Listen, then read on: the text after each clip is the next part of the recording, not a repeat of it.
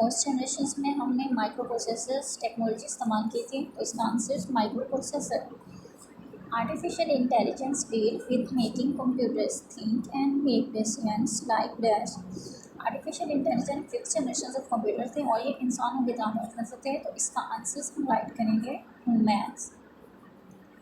Microprocessors are developed by combining thousands of dash into a single silicon chip, VLSI. Fifth है हमारे पास is a technique in which thousands of integrated circuits are combined into a single silicon chip, integrated circuits. ये तमाम questions आपने books पे right करने हैं और इनको याद भी करना है।